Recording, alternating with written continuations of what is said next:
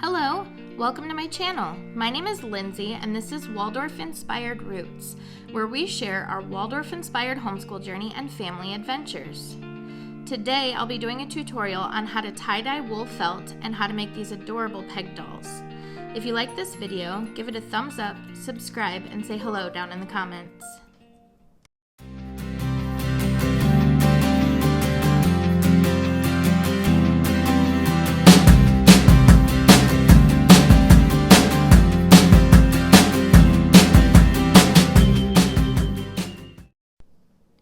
The first thing that we need to do is dye the felt. I decided to try these spray dyes by SEI Crafts. The felt is a white 35% wool blend by National Nonwovens. I'll link them below. I chose this felt because as a kid I was allergic to wool and decided I should probably go slowly with the wool to see if perhaps I outgrew my allergy. But I think that 100% wool felt would probably work just fine for this project. Before beginning to spray the dye, I did wet the felt first so the colors would blend nicely. And I'm really just spraying sporadically and wherever I think the colors look best. But I definitely am trying to make sure each section has all the colors in it. And I'm just continuing to spray until it looks good to me. This is the first time that I've ever tried using any sort of spray dye like this, and I think that it looks good and I am definitely happy with it, but I kind of wish that it wouldn't have like some of the splatter patterns from the spray part of it. But because I wet the felt prior to spraying, I do feel like they are blending pretty well. After finishing spraying the dye, I waited overnight for it to dry completely. Now I have to iron it to set the dye. The heat is what sets it.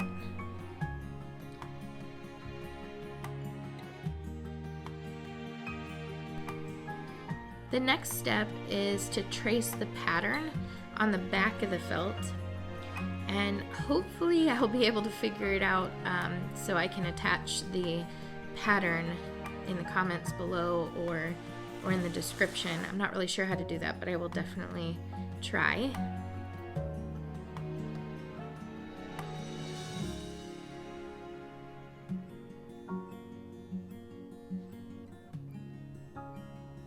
Now, after drawing the pattern on the back, I was able to get 4 on this piece of felt that I had, and the next thing is to cut out all the patterns. And I just kind of set them aside as I go. Now, once all of the patterns are cut out, then you want to select your needle for stitching. Now, the needle I'm selecting here is actually a yarn darning needle, but any needle with an eye large enough to fit embroidery thread through it is fine. And I love these ombre-ish kind of looking thread colors. I think they're so whimsical and fun. I'm using about 2 feet of thread, and after threading the needle, I'm going to be putting a knot in the end. You want to leave a tail so you're not connecting it the way you would if you were sewing. You're going to leave, the little tail through the eye, and then you're going to put the knot in the very end. Now, I also found that if you leave a little tail at, after the knot, maybe like a 1/2 inch or something, it's easier to tuck it later than if you cut it really short. Then you might have little pieces of thread sticking out from, the hat or where it's sewn. Now you fold the pattern in half with the dyed side out, and then the first stitch goes into the tip. I don't know if you noticed that I just did that, but it goes into the tip of what is going to be the gnome's hat. You want to tuck the tail, and then you're going to begin stitching the hat together. And you'll want to stitch it down to the top of where the curve begins, but we don't want to stitch the curve. That's where our little gnome face is going to be, and we definitely don't want to stitch where the face is going to be.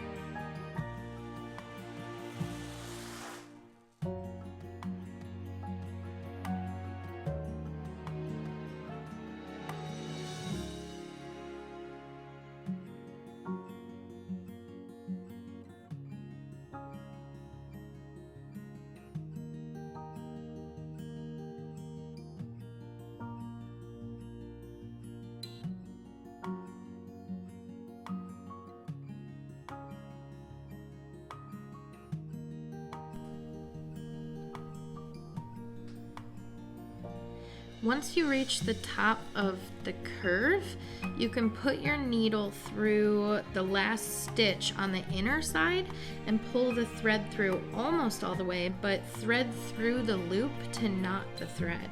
And you're going to do this twice.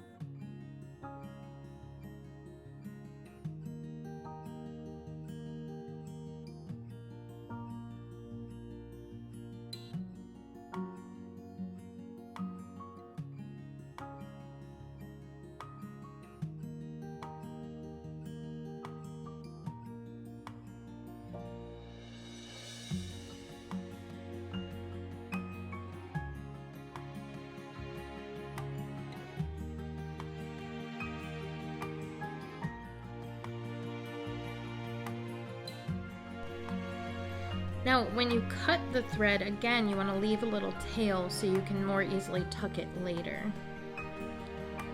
Now we need to knot the long tail of our remaining thread. So let's go ahead and do that now.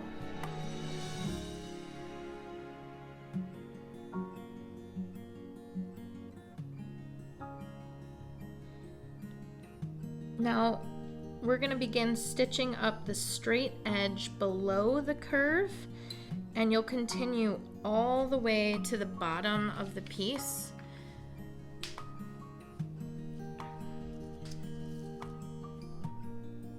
And so you're stitching it the same way that you did the top part. You just fold it in half and stitch all the way down.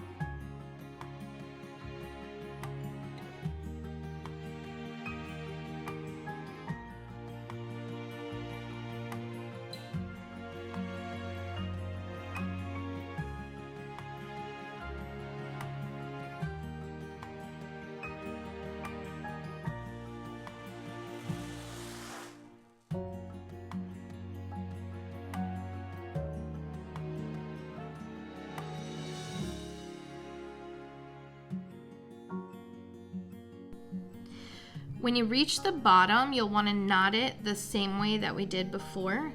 So you're going to want to put your needle through the last stitch on the inside, and then you're going to want to pull through the, pull the thread through, but not quite all the way. You're going to want to leave a little loop, and I'll show you how I do that. See, I'm going to pull it through and leave this little tiny loop.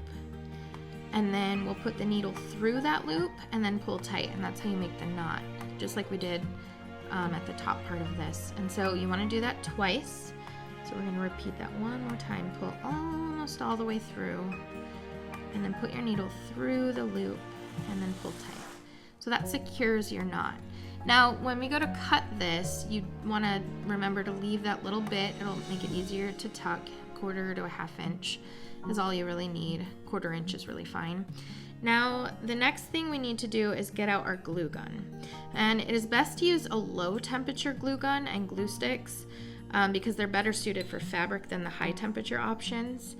I have used high temperature options in the past, and they have a tendency to burn your fabric.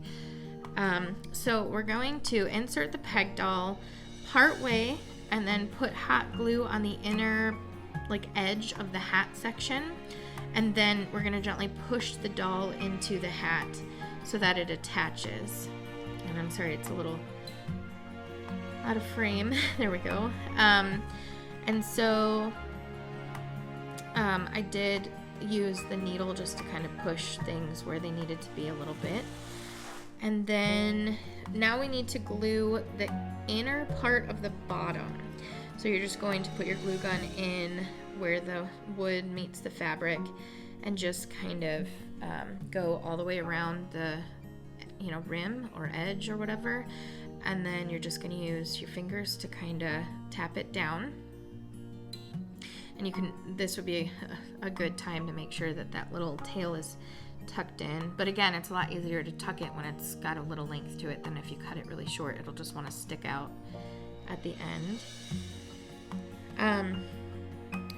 And so now we are going to use the remaining thread from what we just sewed. If you have some left, if not, you can cut a little piece. But we're going to make a cute little tie for our coat or cloak or whatever you want to call it. Now we're going to tie the thread around the neck area where ties would be on a coat.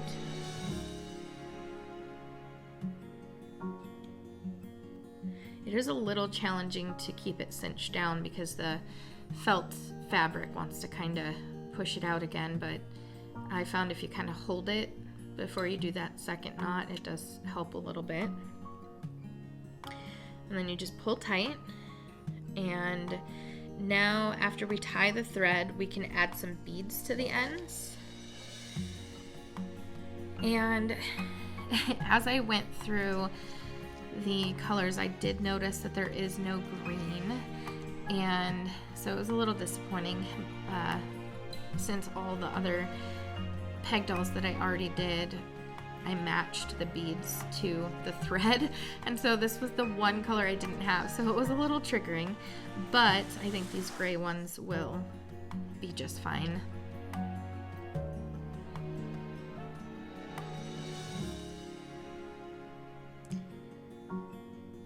Now, I have learned that if you kind of rethread the end of the thread onto the needle and use your needle to push it through the bead, it is so much easier. Obviously, it'd be next to impossible to try to get the thread through without the needle. These are wooden beads I just picked up at our local craft store. I think when I make these again, I'll probably secure them a little differently. For these ones, I secured it by tying it around the bead, but I think next time I'll probably tie a couple knots below the bead so that it'll sit a little bit better. But overall, I'm still very pleased and happy with the way that these turned out.